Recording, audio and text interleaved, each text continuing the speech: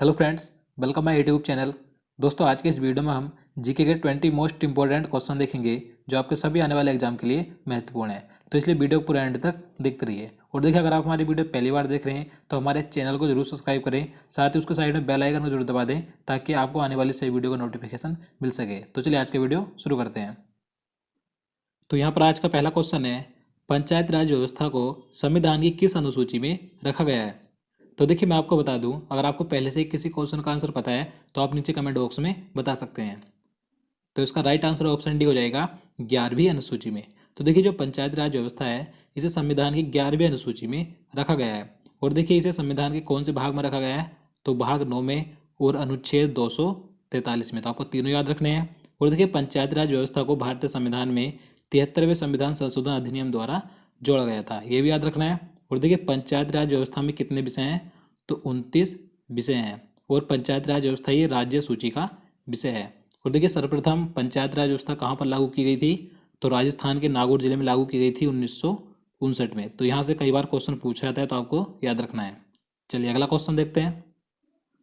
राष्ट्रगान सर्वप्रथम किस अधिवेशन में कब गाया गया था?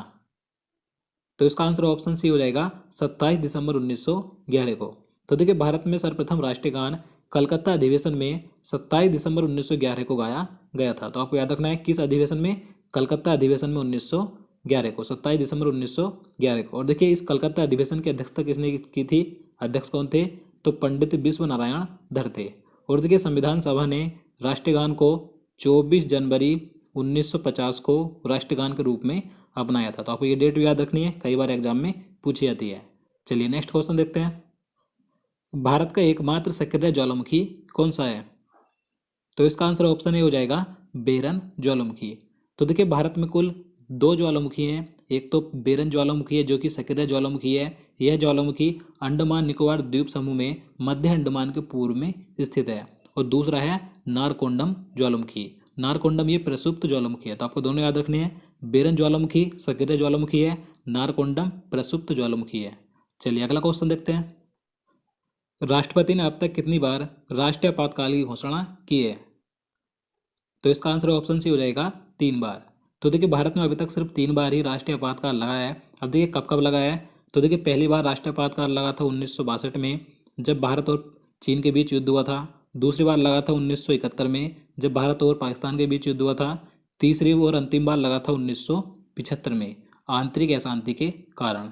अब देखिए, जो राष्ट्रीय आपातकाल लगता है किस अनुच्छेद के तहत लगता है? तो अनुच्छेद 252 के अनुसार। और देखिए, अनुच्छेद 356 के अनुसार क्या होता है? राज्यों में राष्ट्रपति शासन लगता है। और अनुच्छेद 360 के अनुसार वित्तीय आपातकाल लगता है। देखिए, भारत में अभी तक वित्तीय आपातकाल एक भी बार नहीं लगा है। तो आपको याद रखना है। भारत और चीन के बीच पंचशील सिद्धांत पर हस्ताक्षर कब किए गए थे? तो इसका आंसर ऑप्शन डी हो जाएगा, 1954 में। तो देखिए, भारत और चाइना के बीच जो पंचशील सिद्धांत था, ये समझौता था, इस पर हस्ताक्षर किए गए थे 1954 में। देखिए, यह समझौता चीन के क्षेत्र तिब्बत और भारत के बीच व्यापार और आपसी संबंधों को लेकर हुआ था। देखिए, इस समझौते में 5 सिद्धांत थे जो कि पंचशील सिद्धांत कहे गए, याद रखना है। देखिए, उस समय भारत के प्रधानमंत्री कौन थे? तो पंडित जवाहरलाल नेहरू थे। और चीन के प्रधानमंत्री थे चाउ एन लाई। तो आपको याद रखना है। चलिए अगला क्वेश्चन देखते हैं। निम्न में से कौन सी ग्रंथि वृद्धि हार्मोन का रिसाव करती है? तो इसका आंसर ऑप्शन बी हो जाएगा, पीयूष ग्रंथि। तो देखिए, जो पीयूष ग्रंथि है ये शरीर में वृद्धि हार्मोन का रिसाव यानी कि वृद्धि हार्मोन स्रावित करती है। देखिए, पीयूष ग्रंथि को ही पिट्यूटरी ग्लैंड और इसे मास्टर ग्रंथि कहा जाता है। देखिए, पीयूष ग्रंथि मानव शरीर की सबसे छोटी ग्रंथि होती है। अब देखिए, कहाँ पर होती है? तो ये मस्तिष्क के निचले हिस्से में पाई जाती है, याद रखना है। चलिए नेक्स्ट क्वेश्चन देखते हैं। तो अगला क्वेश्चन है, राज्यसभा की प्रथम बैठक कब हुई थी? तो इसका आंसर ऑप्शन सी हो जाएगा, 13 मई 1952 को। तो देखिए, राज्यसभा की प्रथम बैठक कब हुई थी? 13 मई 1952 को हुई थी। और देखिए, राज्यसभा के प्रथम सभापति कौन थे? तो आप सभी को मालूम होगा, राज्यसभा का सभापति कौन होता है? तो भारत के उपराष्ट्रपति होते हैं। तो भारत के प्रथम उपराष्ट्रपति डॉक्टर सर्वपल्ली राधाकृष्णन ही राज्यसभा के प्रथम सभापति थे, याद रखना है। और देखिए, राज्यसभा का गठन का प्रावधान किस अनुच्छेद में है? तो अनुच्छेद 80 में है। देखिए, बात करें लोकसभा की, लोकसभा की प्रथम बैठक हुई थी 17 अप्रैल 1952 को। तो आपको दोनों याद रखनी है। और देखिए, लोकसभा का गठन का प्रावधान किस अनुच्छेद में है? तो अनुच्छेद 81 में है। तो आपको सारे पॉइंट याद रखने हैं। ओजोन परत किस मंडल में पाई जाती है? तो देखिए जो ओजोन परत होती है किस मंडल में पाई जाती है? समताप मंडल में। तो इसका आंसर ऑप्शन भी हो जाएगा समताप मंडल में, यानी कि स्ट्रेटोस्फीयर में। देखिए जो ओजोन परत होती है यह सूर्य की अल्ट्रावायलेट किरणों को पृथ्वी तक आने से रोकती है। और देखिए समताप मंडल में जो वायुयान होते हैं ये उड़ते हैं। और देखिए जो ओजोन दिवस है कब मनाया जाता है? तो प्रत्येक वर्ष 16 सितंबर को ओजोन दिवस मनाया जाता है, याद रखना है। चलिए नेक्स्ट क्वेश्चन देखते हैं। संविधान के किस भाग को मैग्ना कार्टा कहा जाता है? तो इसका आंसर ऑप्शन सी हो जाएगा भाग 3 को। अब देखिए मैग्ना कार्टा क्या है, किसे कहते हैं? तो देखिए मैग्ना कार्टा इंग्लैंड का एक कानूनी परिपत्र है जो सर्वप्रथम 1215 ईस्वी में जारी हुआ था और यह लैटिन भाषा में लिखा गया था। देखिए मैग्ना कार्टा नागरिकों के मूल अधिकारों से संबंधित पहला लिखित पत्र था। तो भारतीय संविधान के भाग 3 को भारत का मैग्ना कार्टा कहा जाता है, याद रखना है। और देखिए इसमें सब भारतीय संविधान भाग 3 में क्या है? तो मूल अधिकार है, जिनकी संख्या वर्तमान में कितनी है? तो 6 है। और ये अनुच्छेद 12 से 35 तक है, याद रखना है। चलिए अगला क्वेश्चन देखते हैं। तो अगला क्वेश्चन है स्वतंत्रता से पहले पंडित जवाहरलाल नेहरू कितनी बार भारतीय राष्ट्रीय कांग्रेस के अध्यक्ष रहे थे? तो इसका आंसर ऑप्शन सी हो जाएगा 3 बार। तो देखिए स्वतंत्रता से पहले यानी कि आज़ादी से पहले पंडित जवाहरलाल नेहरू भारतीय राष्ट्रीय कांग्रेस के सिर्फ 3 बार अध्यक्ष रहे थे। अब देखिए कई बार पूछा जाता है कि पहली बार कब बने थे अध्यक्ष?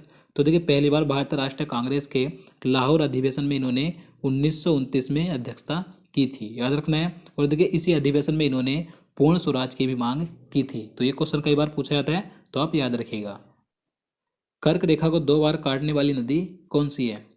तो देखिए आप सभी जानते हैं कि भारत में कर्क रेखा 8 राज्यों से होकर गुजरती है। तो देखिए भारत की एकमात्र ऐसी नदी कौन सी है जो कर्क रेखा को 2 बार काटती है? तो इसका आंसर ऑप्शन हो जाएगा माही नदी। माही नदी भारत की एकमात्र नदी है जो कर्क रेखा को 2 बार काटती है। देखिए माही नदी राजस्थान, गुजरात और मध्य प्रदेश में बहती है। देखिए इसका उद्गम स्थल मध्य प्रदेश में विंध्याचल पर्वत श्रेणियों से हुआ है और यह खंबात की खाड़ी के द्वारा अरब सागर में गिरती है, याद रखना है। मानव द्वारा सर्वप्रथम किस धातु का उपयोग किया गया था? तो देखिए मानव ने सर्वप्रथम किस धातु का उपयोग किया था? ये मानव के द्वारा प्रयोग में लाई गई पहली धातु कौन सी थी? क्वेश्चन कई बार एग्जाम में पूछा जाता है। तो इसका आंसर क्या हो जाएगा? ऑप्शन ए हो जाएगा तांबा। मानव ने सर्वप्रथम तांबा धातु का उपयोग किया था, याद रखना है। चलिए आगे देखते हैं। प्रोटॉन की समान संख्या किंतु न्यूट्रॉन की भिन्न भिन्न संख्या वाले परमाणुओं को क्या कहते हैं? तो इसका आंसर ऑप्शन डी हो जाएगा समस्थानिक। तो देखिए एक ही तत्व के परमाणु जिनकी परमाणु संख्या तो समान हो लेकिन परमाणु भार अलग हो तो उन्हें क्या कहा जाता है? समस्थानिक कहा जाता है। देखिए इसमें समस्थानिक में प्रत्येक परमाणु में समान प्रोटॉन होते हैं लेकिन न्यूट्रॉन की संख्या अलग अलग होती है। तो आपको याद रखना है। गेटवे ऑफ इंडिया का निर्माण किस वर्ष हुआ था? तो इसका आंसर ऑप्शन डी हो जाएगा 1924 में। तो देखिए जो गेटवे ऑफ इंडिया ये कहाँ पर है? तो ये मुंबई में स्थित है। और इंडिया गेट कहाँ पर है? तो दिल्ली में है। तो देखिए जो गेटवे ऑफ इंडिया है इसका निर्माण शुरू हुआ था 31 मार्च 1913 को और इसका निर्माण पूरा हुआ था 1924 में। देखिए इसका निर्माण किसने करवाया था? तो जॉर्ज बिटेट ने इसका निर्माण करवाया था। और देखिए इसकी ऊंचाई कितनी है गेटवे ऑफ इंडिया की? तो 85 फीट यानी कि 26 मीटर इसकी ऊंचाई है, याद रखना है। चलिए आगे देखते हैं। ज्वालामुखी विस्फोट में सबसे अधिक मात्रा में कौन सी गैस निकलती है? तो इसका आंसर ऑप्शन भी हो जाएगा कार्बन डाइऑक्साइड। अब देखिए ये जो क्वेश्चन है कन्फ्यूजन वाला क्वेश्चन है, मैं आपको बता दूं। देखिए जब ज्वालामुखी विस्फोट होता है तो सबसे अधिक मात्रा में क्या निकलता है? तो जल वाष्प निकलता है। लेकिन जल वाष्प ये गैस नहीं है लेकिन ये पानी की गैसीय अवस्था है। तो सबसे अधिक मात्रा में तो जल वाष्प निकलता है लेकिन यहाँ पर पूछा गया है कि सबसे अधिक मात्रा में कौन सी गैस निकलती है? तो गैस निकलती है कार्बन डाइऑक्साइड, याद रखना है। चलिए आगे देखते हैं। कांग्रेस के कराची अधिवेशन की अध्यक्षता किसने की थी? तो इसका आंसर ऑप्शन भी हो जाएगा वल्लभ भाई पटेल। तो देखिए भारत के लौह पुरुष सरदार वल्लभ भाई पटेल ने 1931 में भारतीय राष्ट्रीय कांग्रेस के कराची अधिवेशन की अध्यक्षता की थी। अब देखिए ये कराची अधिवेशन महत्वपूर्ण क्यों है? क्योंकि देखिए इसी कराची अधिवेशन में पंडित जवाहरलाल नेहरू ने मौलिक अधिकारों का ड्राफ्ट तैयार किया था। तो इसलिए क्वेश्चन महत्वपूर्ण हो जाता है, तो आप याद रखिएगा। किस अधिनियम द्वारा भारत का प्रशासन ईस्ट इंडिया कंपनी से सीधा ब्रिटिश क्राउन के पास चला गया था? तो इसका आंसर ऑप्शन ही हो जाएगा भारत सरकार अधिनियम 1958। अब देखिए इस अधिनियम में क्या हुआ था? भारत सरकार अधिनियम 1958 में, तो देखिए इस अधिनियम के द्वारा जो भारत में ईस्ट इंडिया कंपनी का शासन था तो उस शासन की समाप्ति हो गई थी। और ब्रिटिश सरकार का सीधा शासन भारत में प्रारंभ हो गया था। तो आपको यह अधिनियम याद रखना है, भारत सरकार अधिनियम 1958। चलिए नेक्स्ट क्वेश्चन देखते हैं। तो अगला क्वेश्चन है, भीमबेटका जो कि विश्व धरोहर सूची में शामिल है वह कहाँ स्थित है? तो इसका आंसर ऑप्शन बी हो जाएगा मध्य प्रदेश में। तो देखिए जो भीमबेटका है ये मध्य प्रदेश के रायसेन जिले में स्थित एक पुरा पाषाणिक आवासीय पुरा स्थल है। यह आदिमानव द्वारा बनाए गए शिला चित्रों और शिलाश्रयों के लिए प्रसिद्ध है। देखिए इसे सन 2003 में यूनेस्को ने विश्व धरोहर स्थल घोषित किया था। तो आपको याद रखना है। चलिए आगे देखते हैं। पुलेला गोपीचंद बैडमिंटन अकादमी कहाँ पर है? तो देखिए ये जो पुलेला गोपीचंद बैडमिंटन अकादमी है ये कहाँ पर है? तो ये है हैदराबाद में। तो इसका आंसर ऑप्शन ए हो जाएगा हैदराबाद में। अब देखिए इस अकादमी को कब स्थापित किया गया था? तो सन 2008 में स्थापित किया गया था। अब देखिए आपने नाम सुना होगा पुलेला गोपीचंद का। तो देखिए पुलेला गोपीचंद भारत के प्रसिद्ध बैडमिंटन खिलाड़ी थे जो कि इस समय बैडमिंटन कोच हैं। देखिए पुलेला गोपीचंद इस समय भारतीय खिलाड़ी पीवी सिंधु के बैडमिंटन कोच हैं। और देखिए पुलेला गोपीचंद को सन 2001 में राजीव गांधी खेल रत्न पुरस्कार, सन 2005 में पद्मश्री और सन 2014 में पद्म भूषण से सम्मानित किया जा चुका है। तो आपको याद रखना है पुलेला गोपीचंद बैडमिंटन अकादमी हैदराबाद में स्थित है। चलिए आगे देखते हैं। प्रथम शीतकालीन ओलंपिक कब आयोजित किए गए थे? तो इसका आंसर ऑप्शन बी हो जाएगा 1924 में। तो देखिए जो प्रथम शीतकालीन ओलंपिक खेल थे ये 1924 में फ्रांस में आयोजित किए गए थे। अगर हम बात करें कि प्रथम ग्रीष्मकालीन ओलंपिक खेल कब आयोजित किए गए थे, तो प्रथम ग्रीष्मकालीन ओलंपिक खेल आयोजित किए गए थे 1896 में ग्रीस की राजधानी एथेंस में। याद रखना है। तो दोस्तों आज के लिए इतना ही। उम्मीद करता हूँ आपको वीडियो पसंद आए। अगर आपको वीडियो अच्छा लगा हो, आपके लिए हेल्पफुल हो, तो प्लीज़ वीडियो को लाइक और शेयर करना, साथ ही चैनल को सब्सक्राइब कर लेना। और देखिए अगर आप किसी भी टॉपिक पर वीडियो चाहते हैं तो आप नीचे कमेंट बॉक्स में बता सकते हैं। तो चलिए मिलते हैं नेक्स्ट वीडियो में। जय हिंद, जय भारत।